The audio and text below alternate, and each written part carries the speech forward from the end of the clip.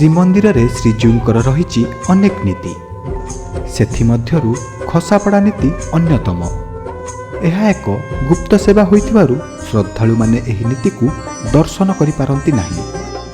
ମହାପ୍ରଭୁଙ୍କ ଶ୍ରୀଅଙ୍ଗ ଓ ଶ୍ରୀପୟର ସୁରକ୍ଷା ପାଇଁ ଏହି ନୀତି ଅନୁଷ୍ଠିତ ହୋଇଥାଏ।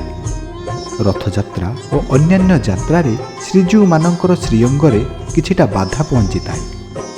ଏହି ଖସାପଡ଼ା ନୀତିରେ ମହାପ୍ରଭୁଙ୍କ ଶ୍ରୀଅଙ୍ଗ ସୁରକ୍ଷିତ ହୁଏ। ଏହା ଦଇତାପତି ସେବାୟତମାନଙ୍କର ଗୋଷ୍ଠୀଗତ ଏବଂ ଗୁପ୍ତ ସେବା ଅଟେ। ବର୍ଷକୁ 2ରୁ 3 ଥର ଏହି ଗୁପ୍ତ ସେବା ଶ୍ରୀମନ୍ଦିରରେ ଅନୁଷ୍ଠିତ ହୋଇଥାଏ।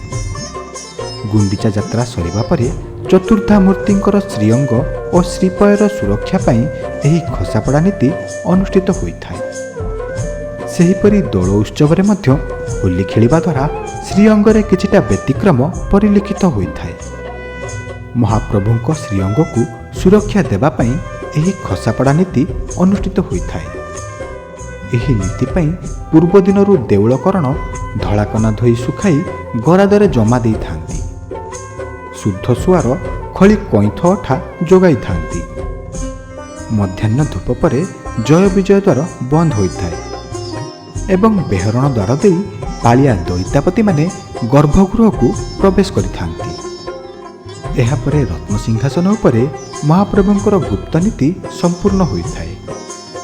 ଧଳାକନା ଖଳି ଓ କଇଁଥ ଅଠାକୁ ବ୍ୟବହାର କରି ମହାପ୍ରଭୁଙ୍କର ଶ୍ରୀଅଙ୍ଗକୁ ସଜା ଯାଇଥାଏ। ଏହି ନୀତି ସମ୍ପୂର୍ଣ୍ଣ ହେବା ପାଇଁ 3ରୁ 4 ଘଣ୍ଟା ସମୟ ଲାଗିଥାଏ। ଖସାପଡ଼ା ନୀତି ସମ୍ପୂର୍ଣ୍ଣ ହେବା ପରେ ମହାପ୍ରଭୁଙ୍କର ମହାସ୍ନାନ ନୀତି ଅନୁଷ୍ଠିତ ହୋଇଥାଏ। ଏହାପରେ ପୁନଃ ଠାକୁରମାନଙ୍କୁ ଶ୍ରଦ୍ଧାଳୁ ଓ ଭକ୍ତମାନେ ଦର୍ଶନ କରିବାର ସୁଯୋଗ ପାଇଥାନ୍ତି। ଆମ ଚ୍ୟାନେଲ ସହିତ ଯୋଡ଼ି ହୋଇ ରହିବା ପାଇଁ ଏହାକୁ ଲାଇକ୍, ସେୟାର ଓ ସବସ୍କ୍ରାଇବ୍ କରନ୍ତୁ। ଭକ୍ତି ଓଡ଼ିଶା ଆଧ୍ୟାତ୍ମିକତାର ଅନୁଭବ।